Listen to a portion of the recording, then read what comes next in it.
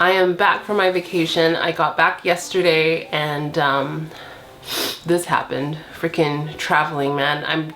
I'm glad that this didn't happen while I was in the UK, but it's making it a little bit difficult to want to film, but it's okay, we're here. And I have to film because I told myself that I'm not gonna open my tent and look at the plants until I'm filming, and it was all planned. Like before I left, I was gonna film today, the day after I get back, so it has to happen. It's not so bad, but if you don't like listening to a sick person sounding like a sick person, maybe you can mute this video and just use closed captioning, or I'll see you next week. But in any case, what's the plan today? Today is me and you together kind of taking a look at my plant room and how the plants fared in the 3 weeks that I was gone. Basically, did my plan of vacation prepping work? Did the plants survive? Did they grow okay? I am going to recap what I did to prep for vacation. So in the 6 weeks leading up to my vacation, what did I do with the repotting, the kind of strategies I had, the watering approach, because again, I was going away in July, you know, like the very hottest time of the year, the time when the plants grow the most and therefore take up the most water, the lighting situation, the pest management situation, and the schedule of people coming over to water the plants. And then I'm gonna just like pick up the camera and show you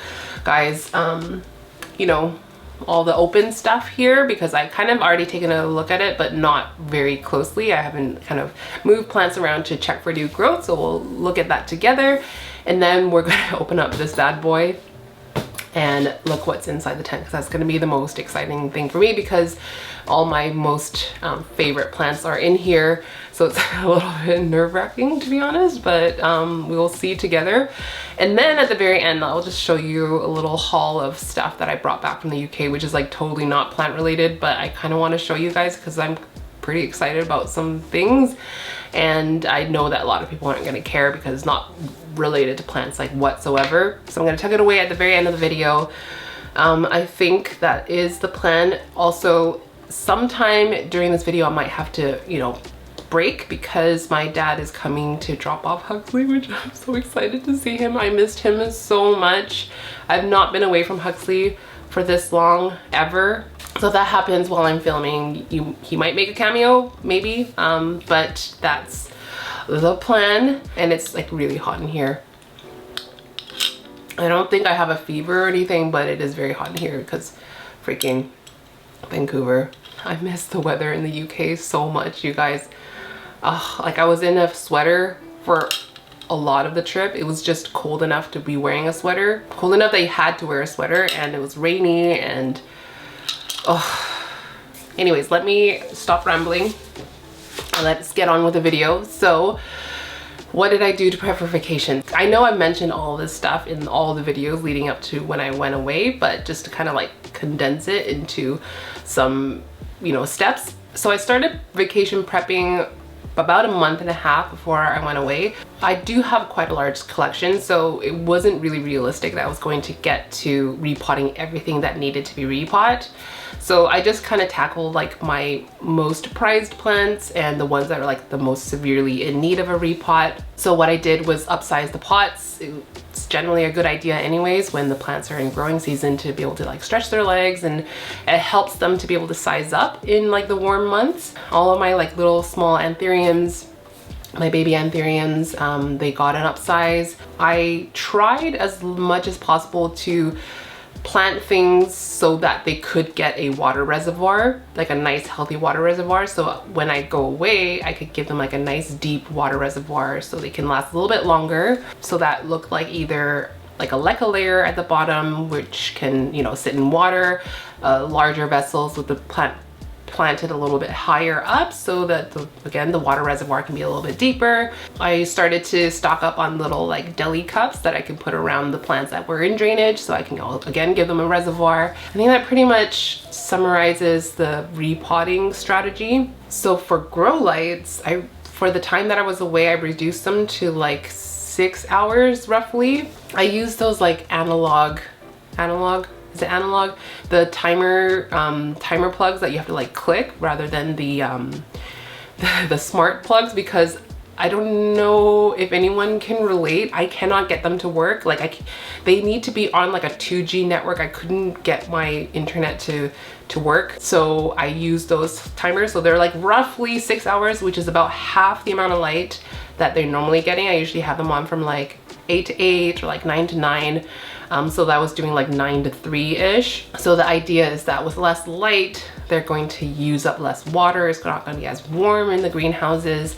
So the evaporation and the uptake of water will be a little bit less and the water will last a little bit longer. The downside to that though is that it's going to have less light to convert into nutrients. So my expectation is that any new leaves that grew while I was gone is going to be smaller. It's not going to have much of an upsize, if at all. So we'll see if that's true. In the weeks leading up to my vacation, I was trying to stay on top of pest management as much as possible. So the pests that I am struggling with right now is spider mites, as most of you probably know. If you know spider mites or are battling spider mites, you'll probably know that they grow resistant to certain pesticides or miticides pretty quickly. So I tried not to stay on one thing for very long. I stuck with Endol, pretty much like a manual misting and wiping down up until I left. And that was in the hopes of just kind of maintaining them. And then before I left, and I don't know if this is a great idea, but I did do a full Azamax soil drench on everything. So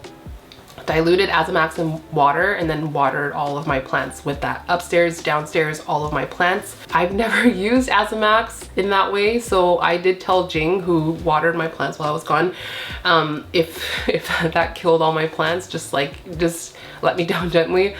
So far, I don't think that it killed my plants, so that's good. Whether it killed the spider mites remains to be seen.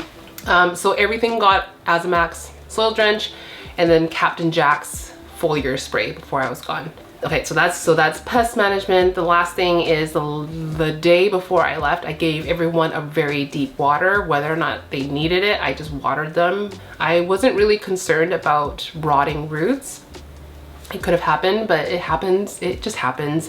I'd rather a plant have a few like wet rot roots than to dry out and have dry rot. I find dry rot a lot more like devastating for the plant anyways. So everyone got a very deep water the day before I left, so that would be approximately almost exactly 3 weeks from today. And then in terms of having someone water while I was gone, Jing did come to water once when I was gone, and that's not because like she thought once was enough. I told her she was not to come more than once because I know she's super busy. And she's really the only person that like both was a plant person and I was comfortable enough having in my home to water. My sister is obviously, I trust her to come into my house, but I don't really trust her with plants. So I entrusted my lawn, my garden to my sister, which she didn't do. My clovers are all dead. All like 99% dead. I have this like Scleranthus biflorus, which is like this mossy, delicious these little ground cover plants. Those are dead. My creeping thyme is just hanging on by a thread. So she didn't do a very good job with that, but that's okay. She did do us like a huge favor halfway through the trip because one of the snakes got out. So we had cameras on the snakes and a snake escaped, so she had to come with her friend and like find the snake and then get it back into its enclosure. So Jing, I asked her just to take care of the plant room, and she's working 2 jobs right now, so I was very adamant that she was only to come once, to water once, and so she watered it maybe like 10 to 12 days after I left.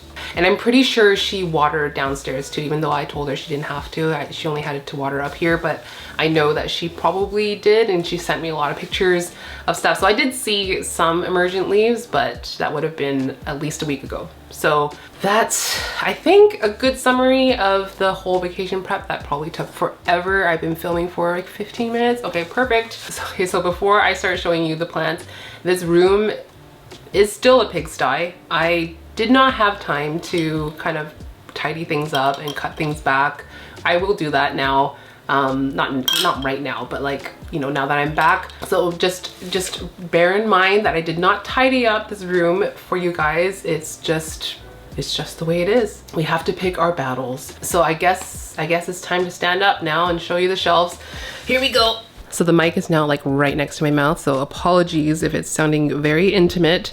Let me pull my lights to the side. So I mentioned before that my goal was to have a plan when I was gone so that plants don't completely die, but I was fully expecting some dryness, like crispy leaves and things like that. I just didn't want plants to like completely die back or like have the entire root system be totally dried out. So I feel like looking at the plants, I think we achieved that. Like we have, look at my Bessier Af, because she's a little bitch.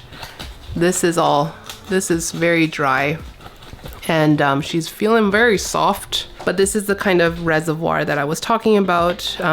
This has been like this for a really long time, but I did set up other anthuriums like this. I'm kind of like quickly checking for spider mites as we go. That one looks okay.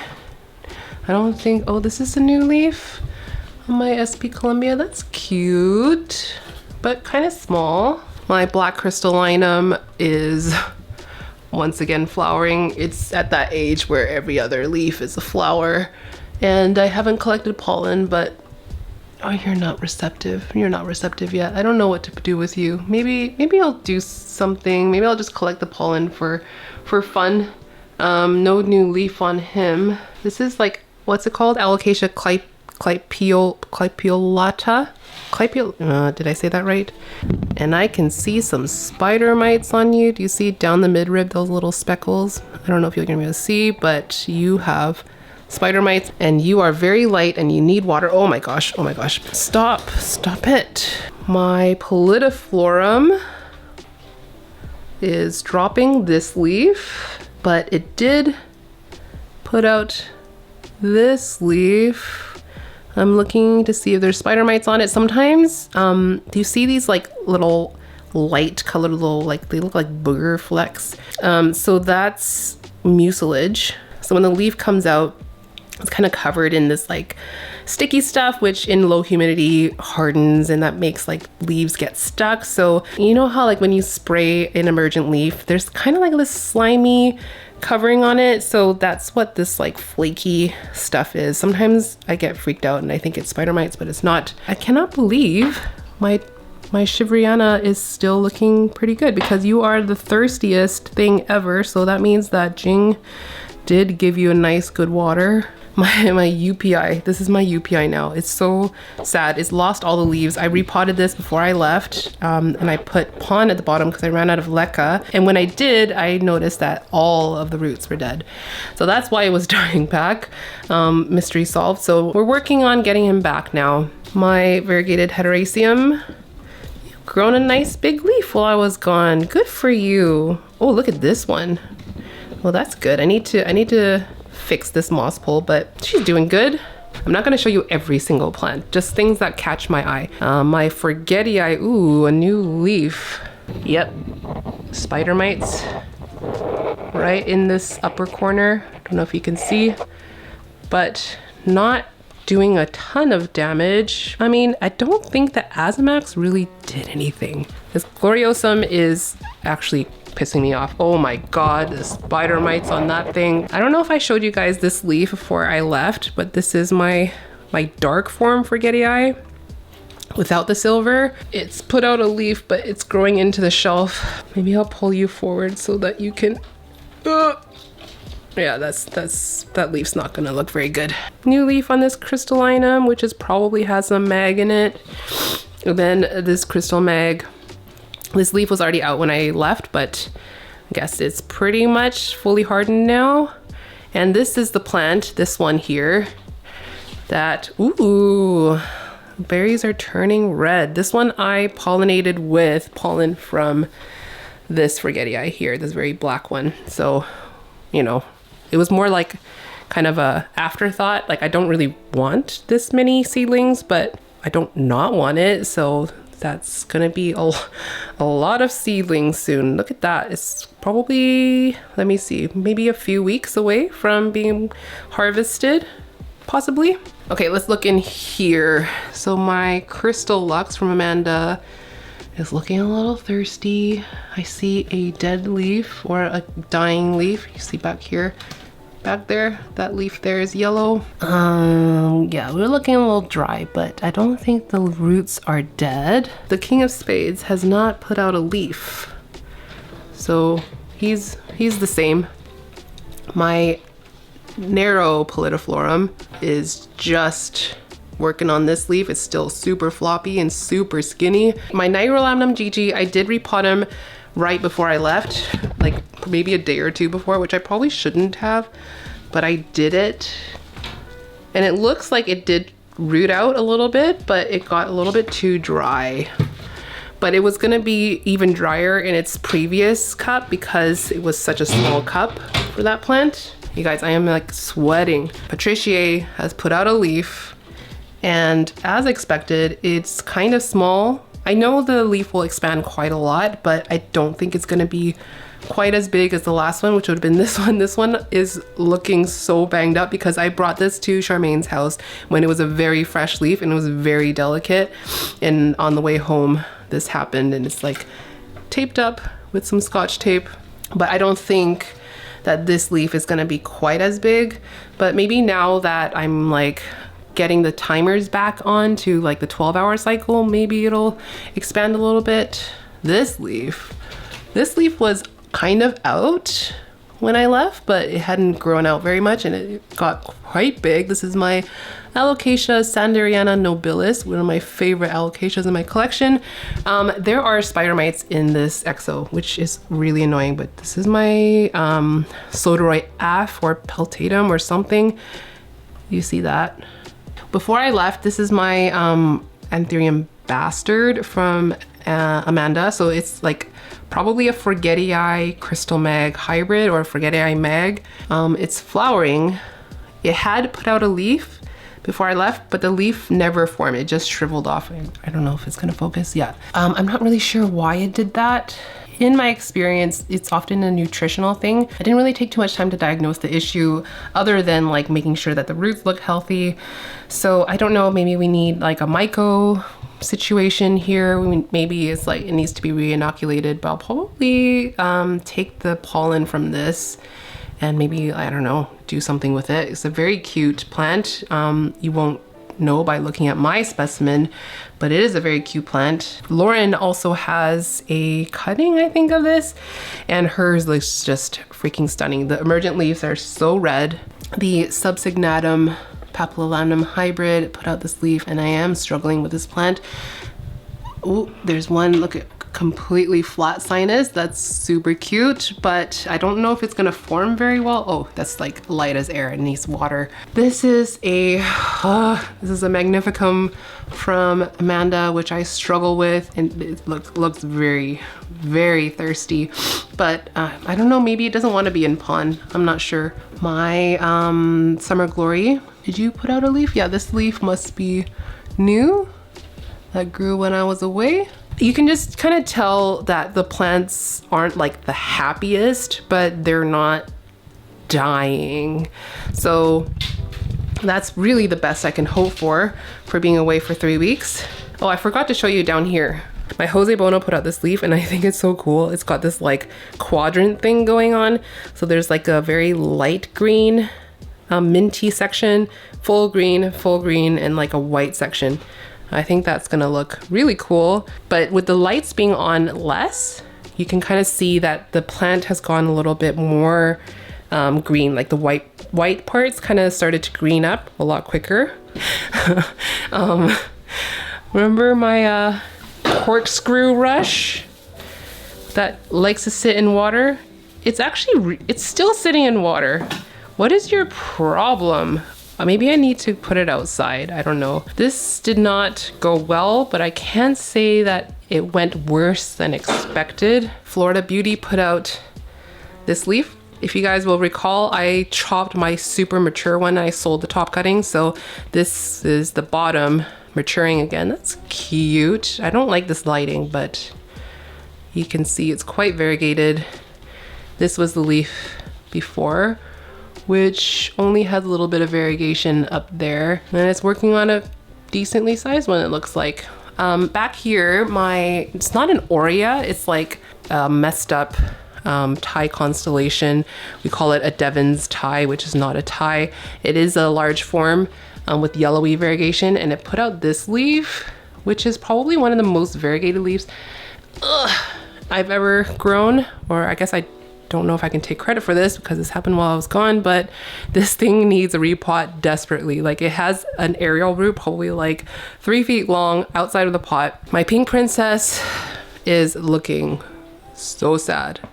It's not very variegated anymore, so I probably need to chop this back down and just like throw out the top. It got spider mites and it's just a mess. And then really quick, I'm just gonna show you this little exo next to my tent, which is now just a Dioscorea discolor jungle. There are leaves freaking everywhere. I'm not gonna show you everything in here, but looks like, ooh, look at this leaf. It's so cute.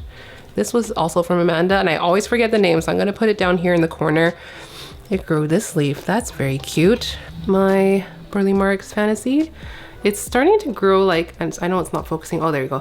It's not growing a ton of, like, it's not upsizing a lot, I'm trying to say, on this pole, but it's growing like very narrow leaves. Like, they're very slender. It's very pretty. Okay, so I need to sit down now. I'm gonna sit down and we can look at the tent together. I don't want to hold this camera anymore. I'm just trying to cool down before we open up the tent.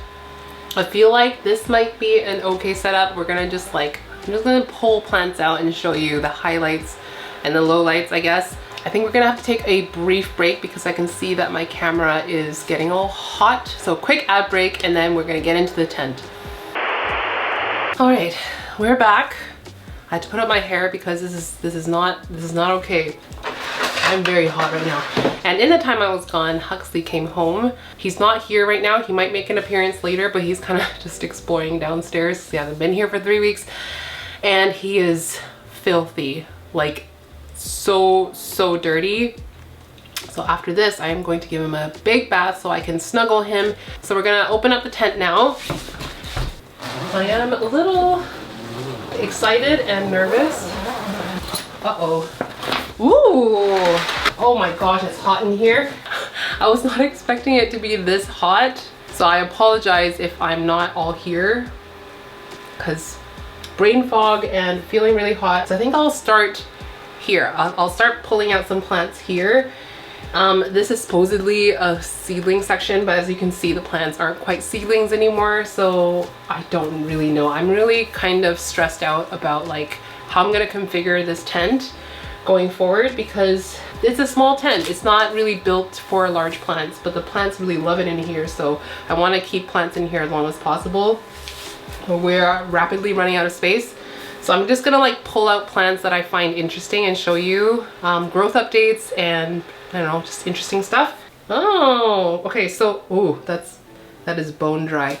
So do you guys remember sometime last year, I had a like little haul from a greenhouse or nursery here of Alocasia aslanii, and I did a little video that showed like what I do to prep plants that come from like a very pest-ridden greenhouse. And this aslanii did not like it because everything in that video went into killer pond. So that's pond with too much osmocote. So a lot of things died, not because of the treatment, but because of too much osmocote. But this aslanii is finally looking like an aslanii again. It died back to the corm, and there are like 3 growth points in here. So it's very bushy, but you can see how freaking thirsty it is. But for being so thirsty and an alocasia, it's perky. And I kind of attribute this to myco. Ever since I started using myco, I've noticed that plants are just so much more drought tolerant. And even when the substrate is as dry as this, like this thing weighs nothing. And even when it's as dry as this, looking at the plant, you wouldn't be like, oh yeah, that's a thirsty plant. It's like looking really like droopy or anything, especially as an alocasia. So this thing is finally starting to size up and it's not just like a little sprouted corm anymore. Oh no, what happened to you? These are 2 verrucosum sticks that I got from Amanda. it's been a while now. I think it was like 6 months ago or something, and they were just like rootless, leafless node cuttings, and they did grow a leaf, but this looks like spider mite damage. So I'm gonna actually like keep this out of the tent. It's weird because everything got treated for spider mites, and I didn't have spider mites in the tent before I left, so I'm kind of concerned. Although I know that varicosum is kind of like a spider mite magnet in the same way as like gloriosum and like other velvety soft leaf philodendrons. So you're not gonna live in the tent anymore. Oh my gosh. This is looking real bushy now. This is a cross that I did with Jing. This is what we call tofu forgetii. Tofu is this like no ID Indo hybrid. Probably has a bit of forgetii, magnificum, maybe pappy, maybe, did I say forgetii, mag, pappy? Those are like the plants that I think are in there, but some sort of bench hybrid. And then which forgetii was it? Oh, the dark forgetii, the really big one that I showed you earlier. I have 3 in here, and they're getting a little bit big. So they're definitely ready to be separated out, but this looks really cute and bushy. And again, this is like, I don't know if you can tell just by looking at the substrate, but it's quite brown as opposed to like that deep blackish brown of like tree fern fiber with moisture. But it doesn't look thirsty, and I don't have like much in terms of like crispiness. So that's good. Let me be very careful with you. Oh my gosh. So this is my Anthurium RA5 self from Amanda. This is the new leaf that grew while I was gone. It is so nice. I specifically pulled it right up to the front in the hopes that the new leaf would kind of grow forward where there's no other leaves and it wouldn't get all dinged up, because usually this kind of like cosmetic damage happens. So that's good. I know that Jing was in here pulling plants out and watering, and she kept it very pristine. There's like barely any touch damage to it, except for a little bit here and here, but I'm of the opinion that it's like impossible to not have damage on this plant. The roots look good. It's definitely dry, not 100% dry, it's probably like 90% dry, but the roots are looking healthy, and it's like sizing up now. It looks so good. Yay. And I really like how the leaves are all facing forward. That's very cute. Oh, you sized up. That's much more size than I was expecting. This is my dark form ace cross, no, magnificum cross with the dark form ace of spades.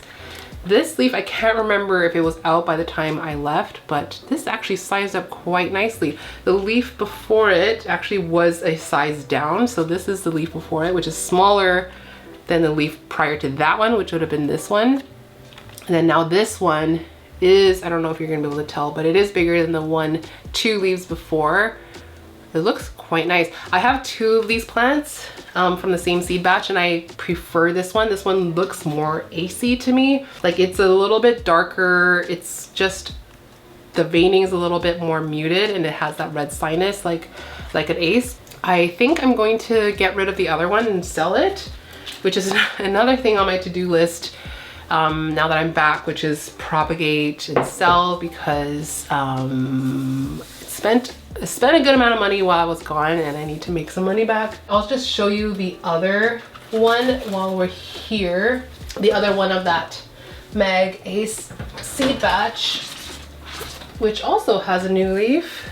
This one, so these 2 side by side, you can see this one is just a little bit more acey than this one. This one looks a little bit more maggy to me. The other leaves, the leaves tend to be a little bit rounder. The veins are a little bit brighter. So this is probably the one I'm gonna sell. I don't know, maybe I'll sell it through Lauren. The roots don't look amazing on it, but the leaf did grow out nicely.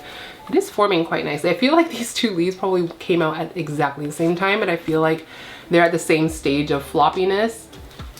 Oh my gosh. Hold on. You're huge.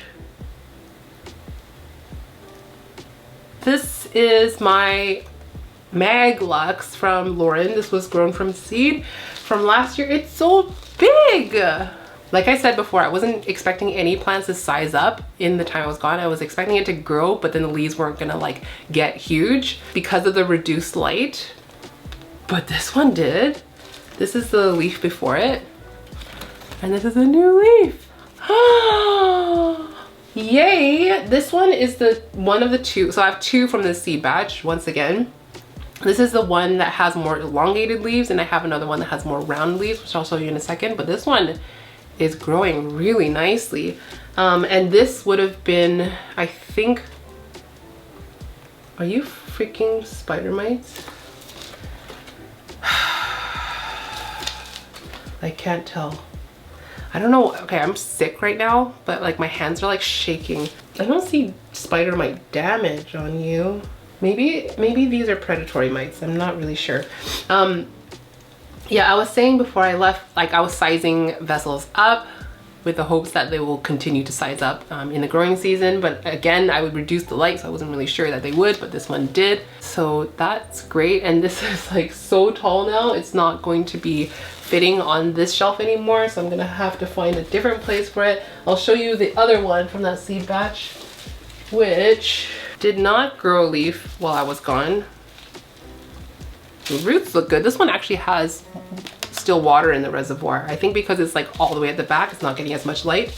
But this is on caterpillars now. This one is also on caterpillars. This one is definitely bigger than this one. This is the one that grows round leaves, and this is the one that grows more elongated leaves. It's a shame that the one I like more, which is this one, is not growing as vigorously, but that's okay. The roots look good on that. I'll tuck you back to the very back. I need to keep track of what I've shown you and what I haven't. This is my green form Ace of Spades. This new leaf grew while I was gone, and it is covered in speckles. And I can't tell if there are mites on it, but there might be. But it is pretty, hey? This is from Lauren. So if you watch Lauren, you would have seen her recently. She showed her anthurium collection, or just like her collection, but she's focusing a lot on anthuriums, and she showed her mother plant. So this is from that plant. This new leaf is just very speckly. It's sad, but you know, I'm here now to do pest management. It looks like it didn't form very evenly. You can see like one side is quite small in comparison to the other side, and this like margin doesn't look like it formed very well. A little bit of root rot. So like plenty of like healthy roots, these like pinky guys, but then you can see some of these brown tips are all rotty. It does seem to like pond, but probably like wasn't really used to it. Like what am I trying to say? I transitioned it to pond maybe a few weeks before I left, and maybe in that time it just wasn't really used to that level of water. I didn't do the extra watering thing until like maybe 3 weeks before I left. So what I was trying to do is like water them more often so they're not ever getting a dry cycle, because I find that sometimes when plants are used to a dry cycle in between getting waterings, then when you keep them consistently wet, then they start to rot more. But if they're used to water all the time, then they're not going to get wet rot as often. Obviously that's not going to be the case for every single plant, but that was kind of my approach. We got a bit of rot, that's okay. I'm not super fussed about wet rot, as I've mentioned quite a bit in the past, because like with myco and beneficial bacteria, it kind of works itself out to a certain extent. So when I see rot like that, I kind of just monitor the plant. So if it stops growing or if it starts to deteriorate, that's when I know that the rot is actually like harming the plant. But if there's a little bit of rot but the plant's growing fine, it's not showing any sort of stress or damage on the leaves, then I kind of just let it be. That one is kind of like on the line. Not really sure if, no, I probably will repot it because it's not looking the best. My red crystallinum. Oh, your roots look amazing. The root kind of grew out the bottom. This was the last leaf that grew before I left, and it got damaged right here, so it didn't form properly. And it looks like, fuck, is there mites? mites, I think, are on the newest leaf. Can you see right at the tip of the leaf here? I know I'm shaking, but little speckles. Dang it, dang it, dang it. We're gonna do a really quick mite treatment right now. I'm going in with Safer's End-All miticide. I'm just spraying it, and then I'm using like a facial cotton to kind of dab it, because with emergent leaves I don't want to like scratch the leaves so much, but I'm using this to spread the miticide around. It's hard to show you what I'm doing as I'm doing it, but I'm basically just dab, dab, dab, dab, dab. And then on the older leaves, I'm just going to wipe it. I swear this plant is just, I love it so much, but it's almost like it wants to have a tragic story all the time. So red crystallinum, roots look great. There's still moisture in here, bit of mite damage or a bit of spider mites on the leaf. I'm just gonna let it dry out here before I put it in under the lights. Ooh, ooh. This is my Meg Crystal crossed with Carla Blackier from Amanda. Once again, the new leaf is looking scrumptious. Look at that. I just love the veining on this plant. Very Carla. Is this a spider web or? There's a web that looks like a spider web. I don't see mites on the fresh leaf, and it is super, super floppy. I am so happy with this new leaf, and it looks like it's gonna be a good size up from the leaf before, which would have been this one. I don't quite recall emergent leaves on this plant being so lime green, and I think it's probably because of lower light. Had the lights been on for as much time in the day as previously it had, I'm having a really hard time getting my words out, but it would have been more orange. This one's not looking so good. What the heck happened to you? I don't see mites, but again, I see a lot of speckles. This is my Spider Ralphman, which is the Spider Bess or Bessier Af crossed with Ralphlinum Fort Sherman. I got this plant from Amanda. The Spider Bess is owned by Grant, aka Ghost Dad. The new leaf looks like shite. It looks absolutely atrocious. It looks like there was like, I don't know what happened here. It looks like it actually got like burned by fire.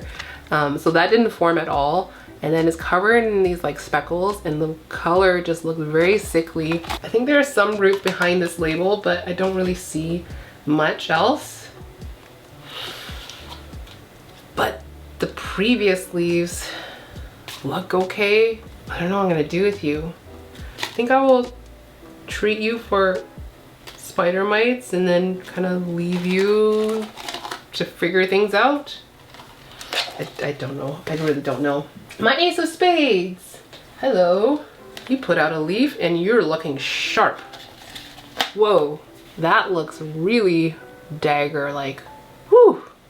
The leaf before it did not form very well. I don't really know why. This is the leaf prior. It was super small. And this is the leaf before that. So I don't know why this one got so dwarfed, because the roots are actually pretty good. So like, again, I ran out of Leca before I went. So I used like Pon as the reservoir layer, and it started rooting into the reservoir.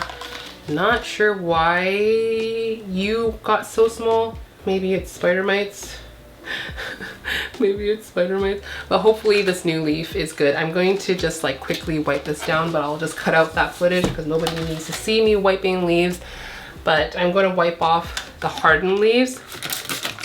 This is my red crystallinum crossed with Portier from Amanda. Once again, the roots are crazy. Roots are coming out the bottom every which way. Quick little wipe down before I show this to you.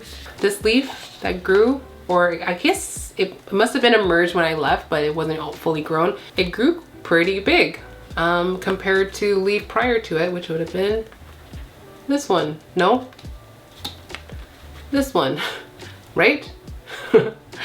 Yeah, huh? Yeah, would have been this one. This one, then this one, and now it's pushing out a leaf, and it's in caterpillar stage. So we're moving up in the world. I can't tell if this one has spider mites. Honestly, I'm gonna wipe everything down after I finish filming. My Carib Queen is doing good things. This leaf was already out when I left. Now it's fully hardened. It hasn't put out a leaf since then, but it's probably working on another one because this one grows pretty fast. I don't know if it's supposed to be like this, but I do see pictures of Carib Queens that are like very like wavy looking, like the leaves are never like super flat. And I do like that about it. I just don't know if like that's kind of a characteristic of the plant or if this is like a nutritional thing, but I kind of like it anyways. But it's doing good things. It's growing bigger, and I'm gonna be able to cut it soon, probably into 2-3 pieces. Oh, okay, so this is, oh my god, I cannot believe you're alive. This is my Begonia labersii, also from Amanda. So quick little story. We've tried this plant. This would have been our third try or second try. The first time Amanda sent this plant to us, we tried to root it, and I rooted fine, then I moved it to pond and it died. And then she sent it again, and then that one was quickly dying, but Charmaine did some sort of magic with stratum. She got it to root and grow a bunch of leaves, and then she sent it to me. And it was in a really shallow, like a soy sauce dish that was like maybe like this high, but the stratum layer was like this high, and it was in dome. And that was really the only plant I had in stratum, and it just dried out so fast. So I very late in the game potted this into pond, like almost like right up into the day that I left. It was very, very late, and I was like, I bet you it's gonna die. I planted it kind of deep just to keep more of the stem in moisture, and I just like cross my fingers, hope for the best, and I cannot believe it's actually doing really well. It's got 2 growth points, so there's 1 new leaf here and 1 new leaf here, and it's looking really perky. I'm just in shock. I am fully shocked. I don't even see roots around here, but there is definitely water in the reservoir here. Me and begonias, we don't get along. I like them a lot, but they don't seem to like me and my style of parenting, so I'm very pleasantly surprised. This thing is going to live in my tent for as long as I can keep it in there, because I don't think it's going to do well outside of a tent. I am not Amanda. And besides, as soon as it comes out of the tent, it's just going to get like eaten alive by spider mites. This plant is so stunning when it matures. It loses all the silvery markings, and it's just like this velvety black dagger. It's so cool. Yay, I'm so relieved. Oh my gosh. You're looking a little bit crazy and thirsty. Yeah, you're very thirsty. This is my Frydek. You're sizing up at least, but you are reaching for light.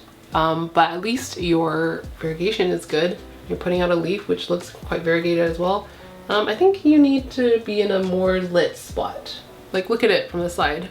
I know it's kind of thirsty, but it's not that droopy. It probably would be like this, but look how long the petioles are. Yeah, you need to be a more light. This is the only baby I've ever gotten out of my Frydek. My Frydek just doesn't want to produce corms. This is the only one corm I've ever gotten out of it, but it's a good one. Did you grow a leaf? No, you only hardened off a leaf. This leaf was growing. Oh, this one's my Carla Bevep from Amanda. This leaf was growing when I was gone, and it just hardened off, but it looks beautiful. But you have some speckles too. I think you have spider mites, god damn it. It's growing a little bit crazy, like leaves are kind of looking for light in every direction possible. This is where it lives, and I think it would get more light if it wasn't being shaded by this alocasia, which grew a leaf while I was gone. I don't know if you can see. This is my Watsoniana that I won't be able to bring out, but I might have to move him because he's so tall, and if anyone's gonna get spider mites, it's him. But anyways, as I was saying, I moved it here in the hopes I would get more light and get more black. I've been finding with a lot of my velvety anthuriums that they've been getting blacker, like very inky black, when I gave it more light, which kind of goes against like a lot of behavior with other plants. When you give them less light, then they produce more chlorophyll and they're darker. But with these anthuriums, I was trying to see what conditions this one would need to get quite black. And I put it here so we get light from this bar up here, but then it got shaded by this plant, so I don't really know. Yeah, that's my story. Oh, my dark phoenix. Okay, I'll see if I can bring him down. This leaf has seen better days. The roots look insane. Like this is in need of a repot soon. The newest leaf did not grow that big. Everything has speckles on it. Look, where is it? Right here.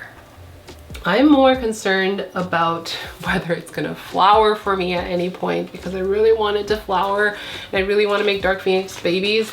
It's probably due to less light that it didn't size up very much, but at least the lobes are deliciously tall. I don't think I have a lot of fuel left in me to keep going for too much longer, but we're just here to see the highlights anyway. If I see any like complete disasters, I will pull them out, but I don't really see any total disasters. How could I forget you? This is my Monstera Burley Marks Flame, which is a bottom cut. The roots are looking all right. You know, it's not completely full of roots, but the roots are looking healthy. The growth point is now looking a lot bigger. It hadn't even poked out of the stem when I left, so that's good. And I also thought that this leaf was on its way out. You can see that there's like a spider web on it. You can see that it's kind of yellowing. I don't know if you can see. You can definitely see on the back of the leaf that there's that modeling. You can see it a little bit here too. But the leaf has held on for quite a long time. I'll probably have to like adjust it once the leaf is out, or maybe like kind of try to guide it towards the pole.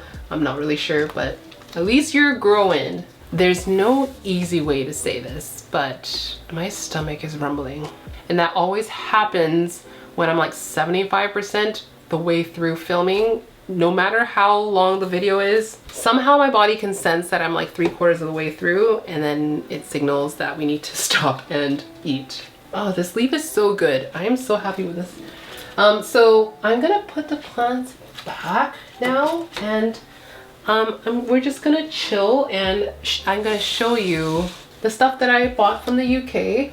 But that pretty much concludes the planty part of this video, so that's what you're here to see. Then thank you so much for watching. See you next week. But now I'm going to show you this big bag of stuff that I got from the UK, which I don't know why I'm showing you, but it's fun, right? I really didn't buy a lot. Like when I travel now, well, like it's been so long since I traveled. It's been like 5 years since I traveled anywhere. Like the last time I traveled out of the country was 2018, which is insane. And I also was kind of budgeting a little bit while I was gone. Like I do want to treat myself when I'm on vacation, but I'm not gonna go crazy. Like it's just Monopoly money. So I only limited myself to things that I could not buy here. So even like candies and stuff that are like more expensive but still attainable here, I wouldn't buy it, with some exception, of course. Oh, okay, so when we landed, I'm gonna tell you a little bit about my trip as I pull these things out. So, okay, so rewind. We landed in London, in Heathrow.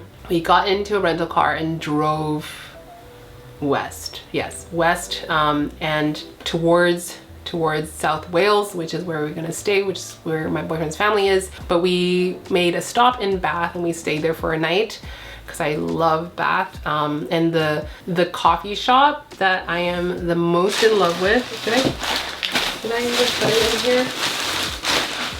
Oh, it's downstairs. So Kelowna and Smalls is a coffee shop in Bath. It started there, it's called Kelowna Coffee, but basically Maxwell Kelowna Dashwood is the owner. He's amazing. He does amazing things. He's got books out and he has a YouTube channel, which I will link for anyone interested in coffee, but he's got a brilliant mind, and we stopped there just basically to go to Kelowna. We had a really nice long chat with him over some coffee. It was really good. And the carrot cake, I love the carrot cake at Kelowna Coffee. So if you're ever in Bath, like that has to be like a must stop place if you drink coffee. Even if you don't, just go for the carrot cake, honestly. And it's one of the great coffee shops on this planet, in my opinion. Yeah, so then we stayed the night there, and then we drove home home the next day. And then the following day we went to Pembrokeshire, which is like West Wales. It's absolutely stunning. If you are a fan of like Planet Earth, David Attenborough, there's like a new series on the British Isles, and it features Scomer Island, which is where the puffins live. And we went on a little boat ride around Scomer Island, which is one of the very last islands in Pembroke where the puffins still live, because puffins are so cute. They have no natural predators like where they live, but fun fact, if rats are ever introduced onto the island, they will leave and they'll never come back, at least not for that generation of puffins. And puffins can live up to like 30 years. They mate for life and they produce one baby a year, and they're so cute. So when we got there, it was like a little boat ride, and on this like little boat, and the staff were incredible. Like, they are obviously so passionate about what they do, and when the puffins started to appear, they were so excited about it. It's like they saw it for the first time. And I honestly, when I saw the first puffin like kind of like barreling through the sky with these short little stubby wings that are flapping really fast, I heard like orchestral music, and I almost started to cry because it was just such a beautiful sight. It was sunny, but it was cold, and it was just pure magic. And I felt so honored to be able to see that island and where the puffins live, and who knows like how long they're going to be able to live there. But I highly recommend watching that. I can't even remember what it was called now, but I'll put the name right here. But yeah, puffins. So obviously I bought a puffin mug from the gift store, because I mean the sales of everything in that store goes towards funding the island and the staff that work there. But these little babies are so cute, and I can never say no to a mug, honestly. Like, mugs, I have so many mugs I can't even tell you, and I'll keep buying more. So that was like our second day in the UK. Then we came back, and then we went to the Cotswolds. So me, my boyfriend, and my mother-in-law, we rented a little cottage in Bourton-on-the-Water, and that's like just a couple of hours drive from where we were, so not too far. And the Cotswolds are such a cute area. I really loved it there. Just small villages, very, very old buildings, so much lavender, which has inspired me to plant a lot more lavender in my yard. So we spent a total of 3 days in the Cotswolds, but we went out to other different parts of the Cotswolds.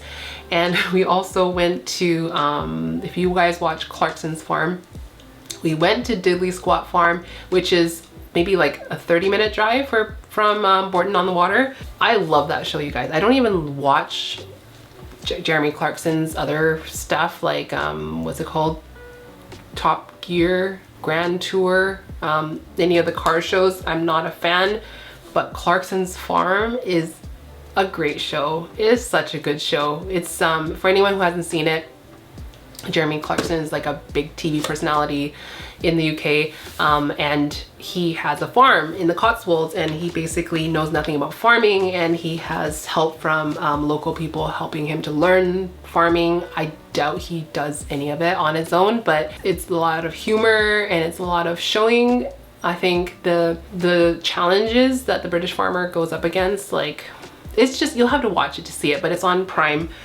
Love that show. But went to Diddley Squat, and it was so fun. Actually, that was one of the highlights of the trips, like the Cotswolds in general. It was beautiful there, and I like being around farms. And the Cotswolds is really big on like selling and serving stuff that are produced in the Cotswolds. So it was just very cool to see the stuff that I saw in the show in real life. And it wasn't actually that busy. We went like on a Wednesday morning. So I got a mug. I am a farmer with sheeps. It's not my favorite mug in the world, but it was a mug and I had to get it, and it's a really good size. I'm a big fan of these straight-walled, roughly like 12 to 16 ounce size white mugs. And this looks like nice china. made in the UK. So that's it for mugs. I did get a keychain, but that's for Jing. She doesn't know this yet, but I got her a keychain because she's also a fan of the show. What else? Now I'm gonna start pulling stuff randomly out.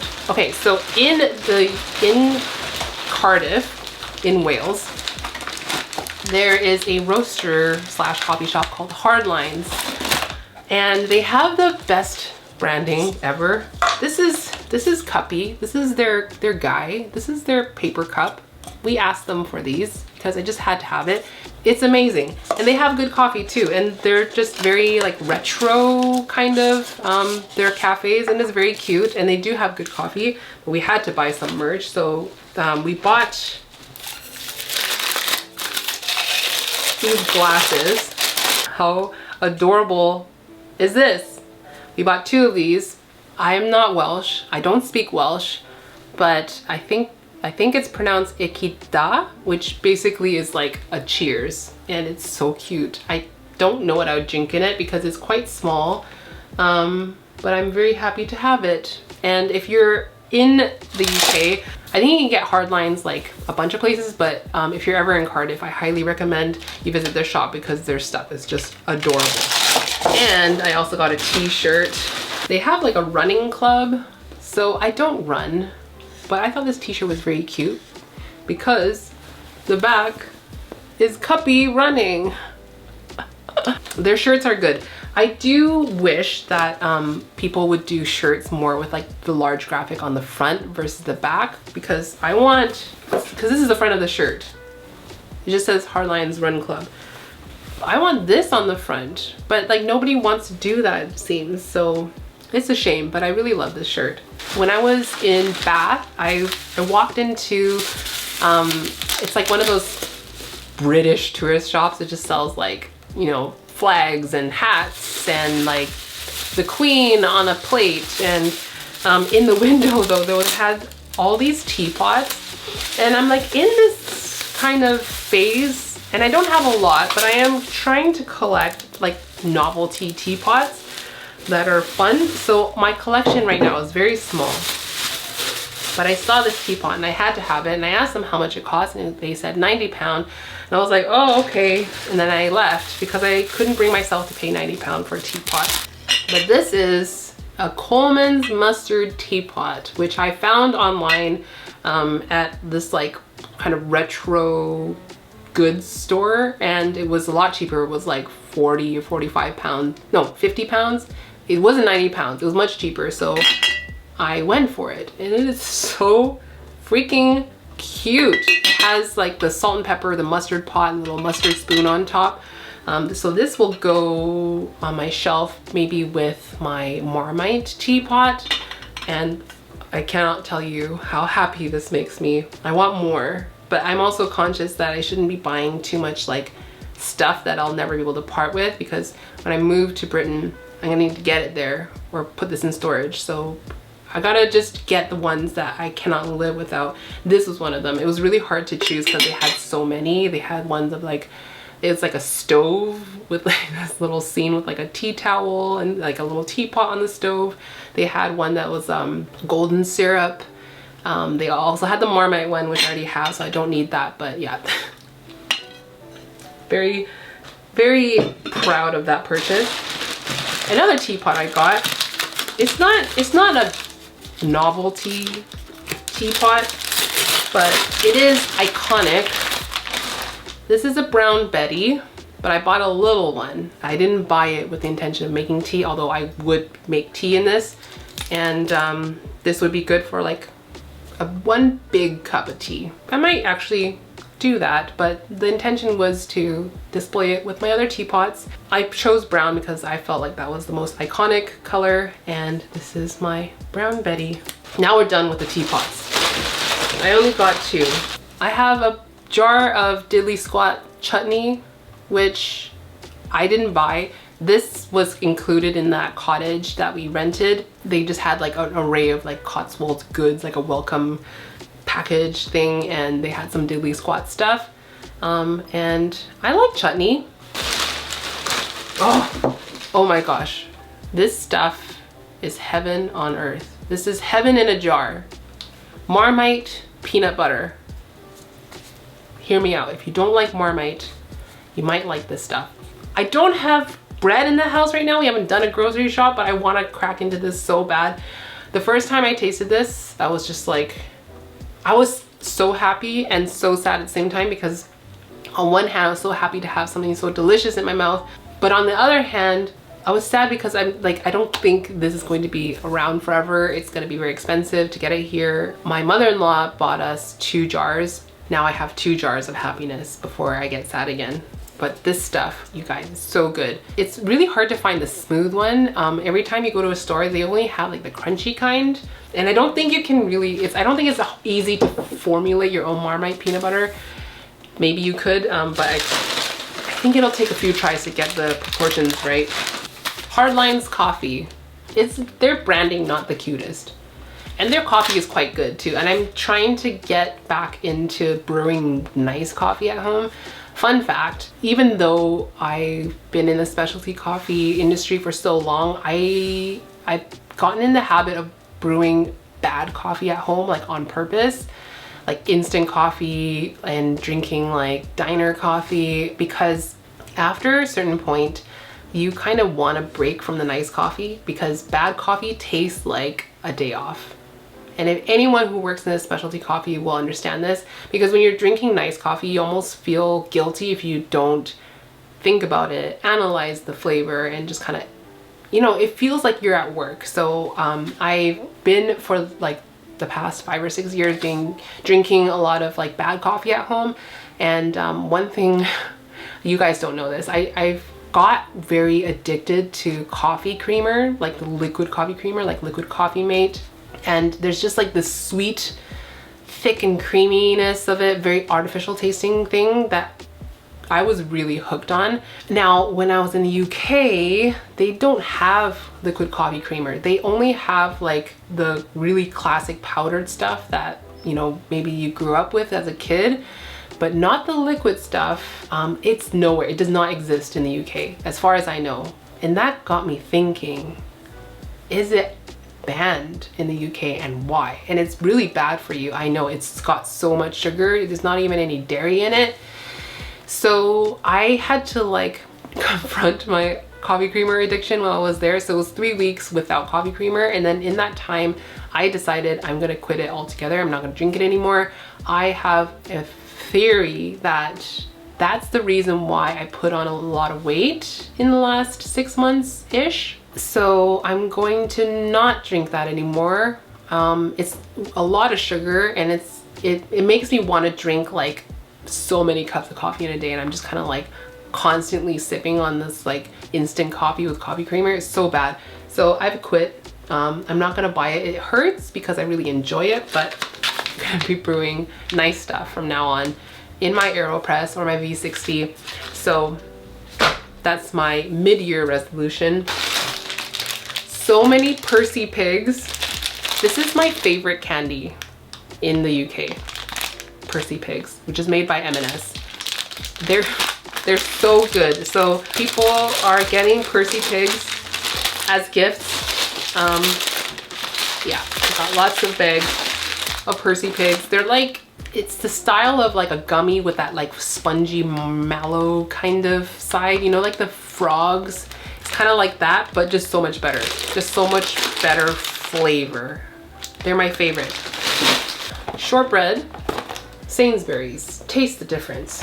What else? Oh, random. These are M&S butter mints, which, you know, it's kind of like butterscotch kind of candy, hard candy that like old ladies will keep in their bag. They always have it on them, like Werther's Originals, but it's like kind of minty. And it sounds so wrong, but when I tasted it, it was just like so right.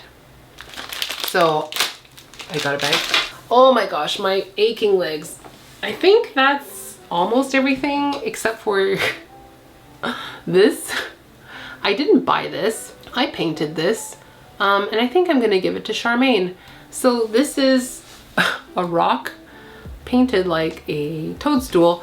So when I was there, my mother-in-law, she's part of a, I don't know what you call it, club called Women's Institute, or WI.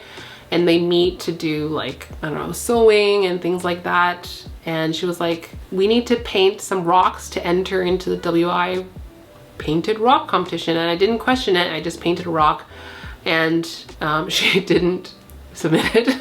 I don't know why she didn't submit it. I thought it was great, but maybe it was just like a little too like avant-garde for them. That's what I'm telling myself.